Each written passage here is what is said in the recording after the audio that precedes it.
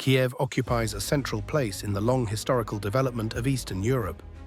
More than 1,000 years ago, the city stood at the crossroads of trade, culture, and power, forming the political heart of a medieval state known as Kyivan Rus. Emerging in the 9th century, Kyivan Rus was a loose federation of East Slavic tribes ruled by a dynasty of Varangian origin, Norse elites who had traveled along river trade routes connecting Scandinavia to Byzantium. Over time, these rulers assimilated into the local Slavic population, and a shared culture developed. Urban centers such as Kiev, Novgorod, and Smolensk flourished along rivers that served as economic highways. Trade in furs, wax, honey, and slaves connected the region to Constantinople and the wider world. Kiev became the leading political and cultural center. Its princes issued legal codes, built churches, and fostered literacy. A decisive moment occurred in 988, when Prince Holodomor adopted Byzantine Christianity and ordered the mass baptism of his people. This event integrated the region into the Orthodox Christian sphere and left a religious legacy that still shapes Eastern Europe today. For later Russians, Ukrainians, and Belarusians, this moment would become foundational, each seeing Kyivan Rus as part of their historical inheritance. In the 11th century, Kyivan Rus reached its height under rulers such as Yaroslav the Wise, who promoted law, diplomacy, and church building. However, the political system relied on dynastic succession among multiple princes, which led to fragmentation and rivalry. By the 12th century, regional centers grew more independent, weakening overall unity. The decisive rupture came with the Mongol invasions of the 13th century. In 1240, Kiev was sacked.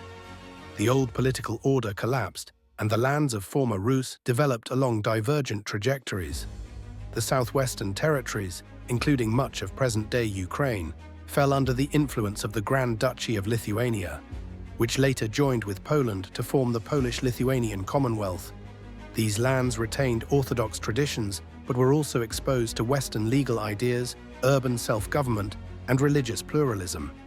Nobility held significant political power, and local elites participated in broader European currents. In contrast, the northeastern principalities, including Moscow, remained under Mongol dominance longer. The rulers of Muscovy gained authority by cooperating with the Mongol Khans as tax collectors. Over time, Moscow expanded, absorbing neighboring territories and centralizing power. By the late 15th century, Muscovy ended Mongol overlordship and began to construct a more autocratic political system. Its rulers adopted the title of Tsar and presented themselves as heirs to both Kyivan Rus and the Byzantine Empire. The concept of Moscow as the Third Rome symbolized this ideological continuity. Thus, while both regions traced roots to the same medieval civilization, centuries of separation produced different political cultures. One shaped by frontier autonomy and European influences, the other by centralized state building under steppe imperial conditions.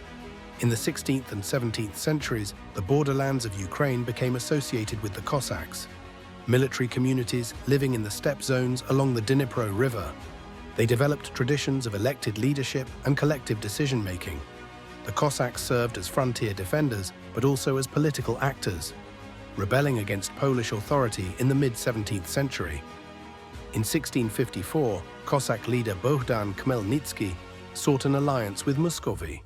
The agreement at Pereyaslav marked the beginning of Moscow's long-term involvement in Ukrainian affairs. Over subsequent decades, what began as an alliance evolved into increasing control.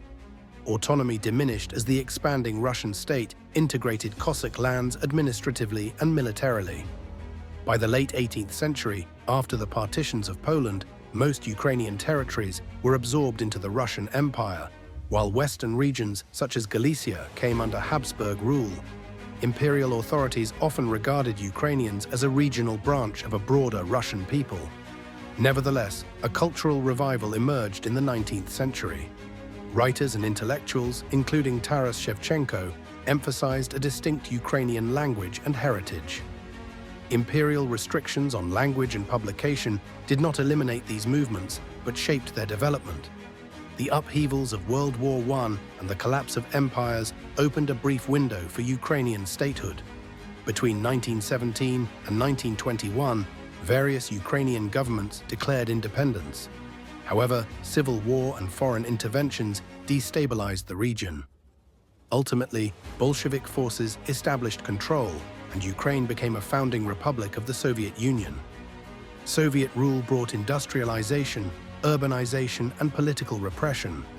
In the early 1930s, forced collectivization and grain requisitions contributed to a catastrophic famine, known in Ukraine as the Holodomor, which caused millions of deaths. This tragedy became a central element of Ukrainian historical memory. During World War II, Ukraine was a major battleground. Nazi occupation policies, partisan warfare, and the Holocaust caused enormous destruction. After the war, Soviet borders shifted westward, incorporating additional territories into the Ukrainian Republic. Post-war decades saw Ukraine become a key industrial and agricultural region within the USSR. Soviet ideology promoted unity among republics, but cultural and historical distinctions persisted. Political power remained centralized in Moscow. When the Soviet Union weakened in the late 1980s, reform movements gained strength. In 1991, Ukraine declared independence, and a large majority of voters supported this decision in a referendum. Ukraine emerged as a sovereign state, inheriting Soviet-era borders, but also complex economic and cultural ties with Russia. Across these centuries, the relationship between Kyiv-centered lands and Moscow-centered lands evolved through shared origins, separation, alliance, empire, and competing national development. Historical memory, shaped by religion, empire, war, and political change, became central to how identity formed in the region. These long processes created overlapping claims to the past, differing interpretations of statehood, and distinct national narratives that continue to influence political perspectives in Eastern Europe. What are your thoughts about this historical fact? Don't forget to like and subscribe to the History Room